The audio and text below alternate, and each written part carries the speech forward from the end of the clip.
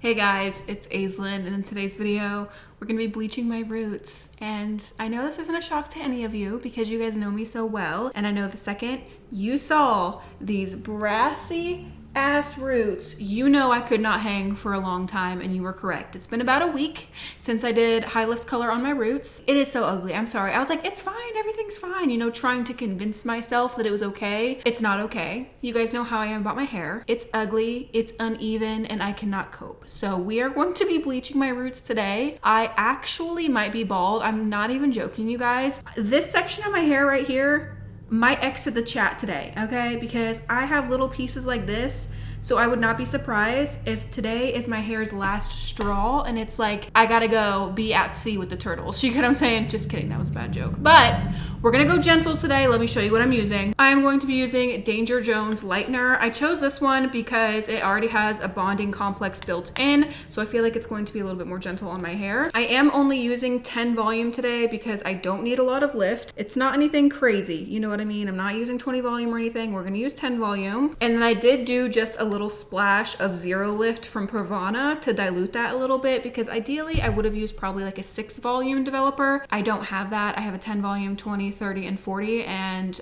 10 is the lowest I have. So I grabbed the zero lift, did a little splash in there just to be cautious. Here's my little mix up here. It smells super strong. I also did a splash of the Bond Bar Bond Enforcing in it.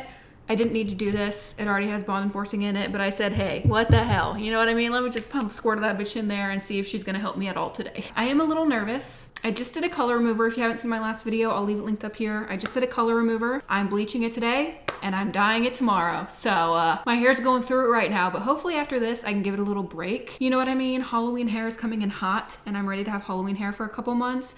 My birthday's coming around the corner and I just can't cope with the brass, okay? The brass has got to go. The brass is a pain in my fucking ass, okay? Obviously, I know this isn't gonna help. Everybody tells me every time I do this, it doesn't do anything. It's not gonna help your hair. Well, listen. It makes me feel better, all right? It's good for my mental health. If it's not good for my hair, it's good for my mental health. So we're going in with the oil. We're gonna drench my hair in oil before we bleach it. Again, I know you guys say it doesn't do anything, but it does do something because it does in fact help my mental health. Even if it doesn't help my hair, if it's helping my mind, she needs all the serotonin and hope she can get up there. So let me spin around and section off my hair so you can see how bad the banding is back there. Is that showing you how golden I am, baby? I'm not trying to be a Harry Styles song, okay? I'm trying to be like a white Christmas. We're gonna do the back first because I started with the front last time. I'm gonna spin around, do the back, voice that over, and then I will be right back so we can chat while we bleach the front. Honestly, looking back at it and looking at my roots in this video, they don't look as bad as I thought they did in the moment, but I did learn a couple things if I use high lift color in the future. I definitely think it's important to not wait 6 weeks and to touch up your roots every 4 weeks with high lift color.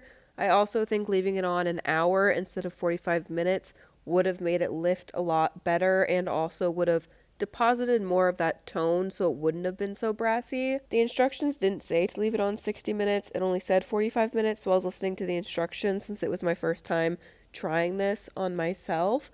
But I know from previous experience when using high lift color, around the 60-minute mark is when you're going to get the most of the toning and color depositing. So if I do it again, I'll definitely leave it on like 60 minutes to make sure to get the full effect. And I do know that in the future, if I continue to use high lift color instead of bleach, it will get lighter and lighter the more I do it, because whenever you touch up your roots, the color will drag down a little bit on the previous section that is like brassy, and it'll tone that area and lift it a little bit more. So the more you do it, the more even and more lift you're going to get, and your hair is going to become more even. The main reason I didn't like using high lift color is because I do use semi-permanent colors a lot on myself, and the semi-permanent color does not stick as well to my roots because they aren't as damaged. So I feel like the semi-permanent color definitely sticks better and lasts longer on hair that's bleached. All right, we are back. Let's do the front. Honestly, I was kind of shocked. It didn't really look that bad back there. I was like, okay, girl. The high lift color worked way better in the back than it did in the front. Okay, we're doing really good. I've been really trying, you guys. I've been like using all of my eye power to make sure that I am not overlapping, and I'm literally just putting it on that band. Like, I'm trying to be so careful with what I'm doing. I'm not even joking. My hair, she can't handle much more. Like, I think I might take a couple months off of bleaching bleaching and like start bleaching it every 2 months instead of every like 6 weeks. Like do a solid 2 months at least in between lightening my hair, so that way I have a better chance. Because I was looking back at my YouTube channel and I did not used to bleach my hair every 6 weeks. I definitely waited like 8, and I think that that made a big difference. So I'm thinking maybe if I start waiting a little bit longer, it'll help with my health of my hair. But to be honest, my hair is still very, very thick right now. Like it's the thickest it's been probably since I let it grow out for a year. It is extremely thick and it feels pretty good. So I'm not super worried about it, but I do want it to grow. And I know if I keep doing stuff to it like this, it's not gonna grow. I'm taking like the smallest amount on my brush to make sure that my brush stays clean while I do this. I honestly don't know how long to leave this on for either. It probably doesn't need to be left on very long. And then I'm like, well, we should probably leave it on a little bit longer since I'm only using like 7 volume. I guess I'll just keep an eye on it. Once she gets pale enough, I'll rinse her off. Trying to be so careful not to like overlap a ton. I feel like this is the most careful I've been with bleaching my roots in quite a while. I'm worried I'm gonna do all this and then it's not even gonna lift my roots and they're gonna look the same. But I'm like, there's no way they're gonna look the exact same. They have to be at least like a tad bit lighter. I started with this pink side over here because my roots are definitely way more brassy on this side than they are on the blue side. I figured I might as well start over here. I think I'm gonna try and leave my hairline out and do that in the last like 5 minutes because my hairline is pretty light and there's a lot of breakage there. So I'm gonna go up to where all that breakage is, and then when I start seeing that the shorter pieces, I'll leave them out until the last like 5 minutes, and then I'll tap in on them. Look at that. Are you kidding? It looks so bad on camera. I'm literally just like tapping it in at my root,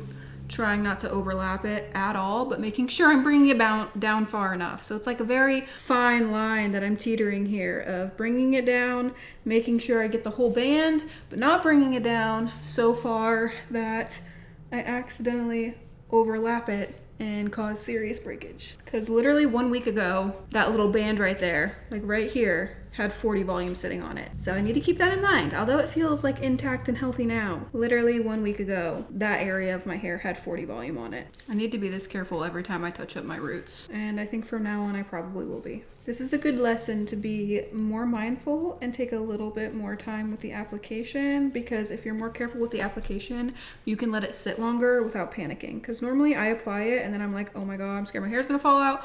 And I feel like I rinse it out too early. So if I just go a little bit slower, take my time, be more mindful, then I won't have to worry so much while it's processing, because I know that I didn't overlap and I was super, super careful with the application, so I shouldn't have any breakage. I'm gonna leave out these hairs right here until like further along in the processing time. I'm gonna set a timer for 30 minutes and we're gonna see what happens. I'm gonna check it every 10 minutes. I'm gonna go ahead and go back through, cross-check, make sure I didn't miss anything, and then I will be right back once I have this washed out, and we're gonna see if it fixed my problem or if it made it worse. So I will be right back to show you guys the finished results.